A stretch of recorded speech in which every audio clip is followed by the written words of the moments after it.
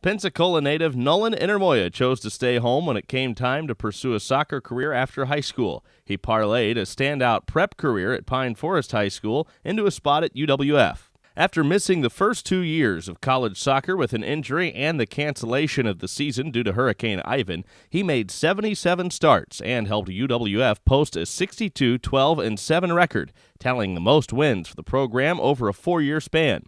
UWF won the 2006 GSC Championship and advanced to the National Semifinals before winning another conference title in 2007. In 2008, he was an All-America and All-Region selection as a senior by both Daktronics and the NSCAA. The sixth-year senior was a First Team All-GSC pick and came up huge with the game-winning goal as the Argos upset Montevallo in the GSC Championship for their third consecutive title.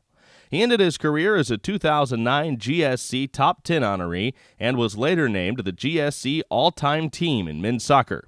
He is married to his wife Christy and is the regional sales manager for Hattery Hanzo Shears and a staff coach for the Gulf Coast Texans, serving as the head coach for the U19 girls team. Now we want to welcome up the head coach for the men's soccer team, Coach Bill Elliott.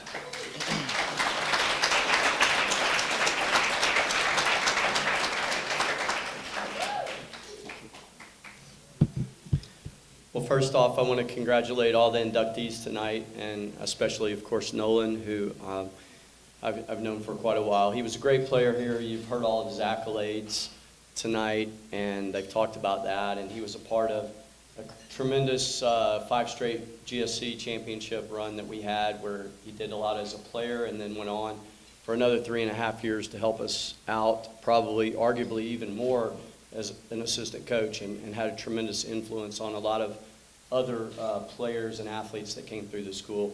I was trying to think about, what can I say about Nolan that you can't read in the book. And one of the interesting things about Nolan all through his career here and the time that I've known him, every time the World Cup rolls around, Nolan all of a sudden becomes very Italian.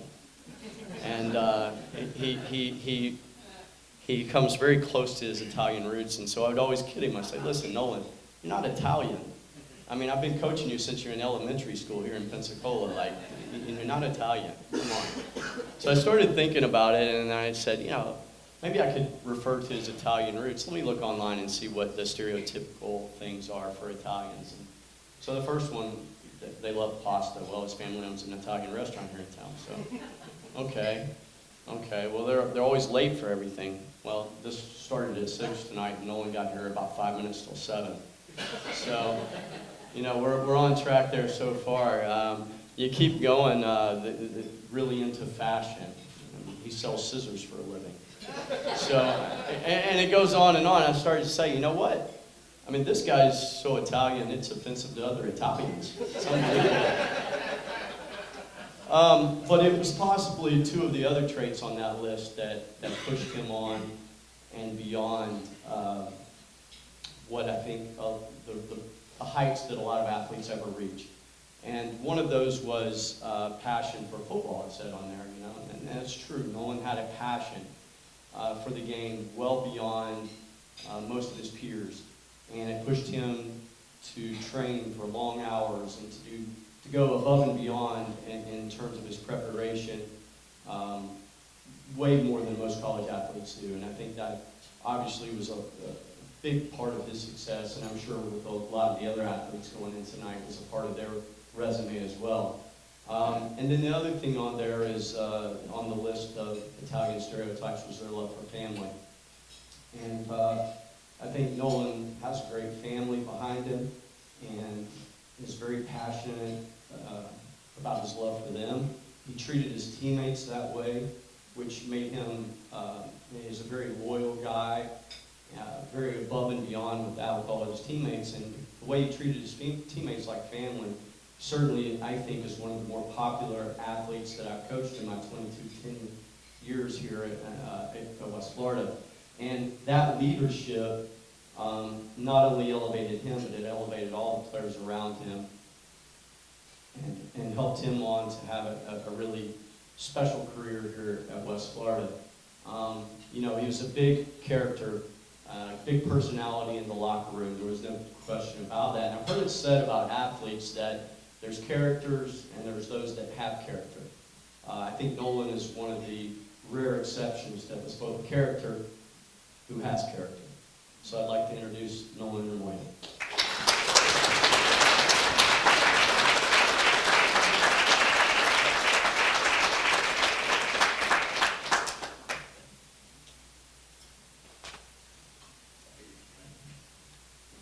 This one or this one?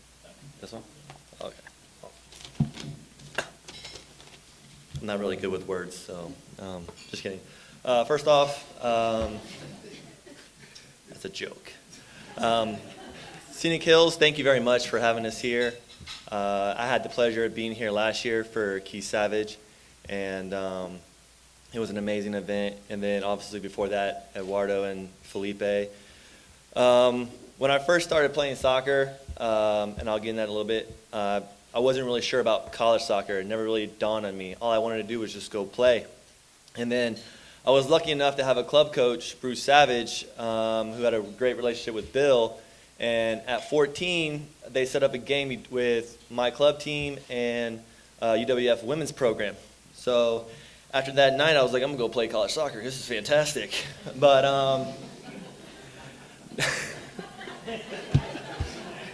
like I said, there's people with character and who are characters. So, but honestly, I got a rude awakening whenever we played the men's program as a senior in high school. We set up another match, and there was a moment where the ball got kicked over our heads. I was playing the back line, and this ball just got like crushed. And I was like, oh, I don't have to chase that. That's fantastic. No one's going to get there.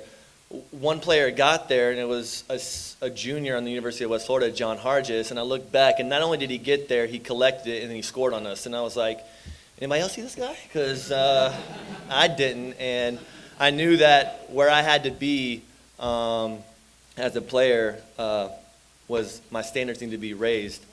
And when I came to West Florida, I redshirted my first year, which was a great learning experience. The players that were there in the 03 season, I still arguably like one of the best teams at UWF. It was great to learn from these mentors, John Hargis, Matt Eastrom, Stevie Simmons, who's also in the Hall of Fame. All these guys brought something to the table that I could learn from. And then 2004 came, and I'm like excited because 8 seniors left, and I was like, yeah, I can play, I might have a chance. And then Hurricane Ivan came, and it was like, no, we got to wait another year. And then it's like, oh, I tore my ACL, this is fantastic. And it's like, what are we going to do? This is awesome. So I just made sure that I was like, all right, well, like let's just work hard as myself and get back into shape. And 2005, I was about to be a junior in school, but my freshman year playing soccer. So 2005, kind of like a little bit of a learning curve. We too had kind of one of those transitions because the success from 03, no season 04, didn't carry into 05. I think as individuals, we did a lot of things that we weren't preparing ourselves properly. And I think we weren't fair to Bill and the coaching staff at West Florida. And I think there was something that needed to change. I mentioned that the 2008 was my most memorable season, but I can't forget the people before me that laid the foundation for me to be the player that I was, the people that I learned from, especially the coaching staff. Lee Irving does the fitness all the time, so that was great. Got really fit. Felipe Lawal, obviously an All-American, Jimmy McHenry, they scored a lot of goals, and made our job a lot easier as a defense to relieve the pressure. We didn't have to do nothing. Eduardo Oliveira, also in the Hall of Fame. Another gentleman, Nicholas Murskowski. They just sat right in front of us as a defense. And like I said, I don't think I really defended that much in 06 when we made it to the Final Four because Eduardo and Ski, as we call it, they pretty much did everything for us because Eduardo's 6'5" and wins every single head ball. And if you ever got into a trouble, you just stand next to Eduardo and be like, what? Exactly. A really great mentor of mine as a defender, Okan Nkosi. So, by the way, I have 6 years at West Florida. He has 7 somehow. So maybe, Megan, we could talk about a 7th year. We can find something. I don't know. That'd be great. But he truly was someone that I looked up as a defender, as a leader, silent but deadly, and I just love that about him. My best friend is here tonight, Cole Chancellor. We played club soccer together since I was 11, and I actually came late to the scene by 1 year. I moved from Italy because I'm Italian in '95, and I joined the club soccer scene when I was 11. And this guy next to me, actually right there, Cole, his first words, I guess, to somebody else, was like, "Man, this guy sucks. I don't know what we're doing here." Only to basically be my brother in life. And this guy, seriously, was a goalkeeper during club and beat everybody in fitness. His perseverance, his dedication, he never let me take a day off. He never let me be some mediocre player. Always constantly yelling at me at the games because I understand the whole, playing over the sky thing, because I would watch the game. And then, of course, I hear from the side of the field, "Nolan!" I was like, "Yeah, let's do this. We got it. We're good." Keith Savage, hardworking, probably the most hardworking and humble person that I've ever got to play with. And, he was my roommate. So, the way he trained made me want to train just as hard. So I, thank him to be there. In 2008, like I said, it was a very memorable moment. We lost a brother of ours, Mason Hupp, and it was really it was a shocking moment because we didn't expect it. And I was in Canada playing soccer at the time, and I got the news, and Bill called me and said, "Stay there, be ready for your team. That's all you need to do, and we'll take everything from the rest." And in 2008, we won the GSC Championship as a senior with a core of 5 or 6 seniors that, with them, that wouldn't have been possible. And with Mason looking down, Lance Nelson, Matt Brooks, Matt Williams, Christian Cabral, Raphael, we were the 3rd seed. People called it a rebuilding year, and we didn't see it as that. We thought that we had a great chance of making a run to the national championship just like any other team. And, to go in and win the GSC that year, it meant a lot to know that, Mason was watching down on us at that field that day. And, God bless his soul. Think about him all the time. And I know he would be probably standing up here as a Hall of Famer too, if he could be. Thanks to the people, to my family. I am very, very family oriented, and I thank them a lot. To my sister, who's standing right there, she keeps me very level-headed when my head does get too big or my ego gets the best of me. So I thank her. Another thankful to, actually, he's not here. He's actually in Canada, the head coach of Thunder Bay Chill. I spent 7 summers up there in the whole winter in negative 22-degree temperatures. But this gentleman did open his heart and his family to me while I was up there, so I do want to give him thanks. To my mom and dad, my dad never really forced me to play soccer. He actually just let me do whatever I wanted to do as a kid. So you never really felt that pressure that I had to follow in some footsteps. If I wanted to go play basketball, I'd go play. If I wanted to go bowling, I was in a bowling league too, with my sister. So he didn't really care about any of that. And my dad, he worked for his family, and he worked for all of us, him and my mom both. And as athletes, we know that, when we're young, shoes aren't free, cleats aren't free, uniforms aren't free. And, they made sure I had everything. They never once questioned anything. Their love and support through all of it. I love you guys very much, because without you guys, I won't be here. So you made sure I had everything. I do want to thank UWF Athletics too. You guys are awesome. Dave for accepting Bill's decision to hire me as a GA or bring me along, because I was actually in Canada and I became the GA. And if not for coming back down here, I wouldn't have met my lovely wife, Christy. You truly are my rock. I have some notes right here, so sorry.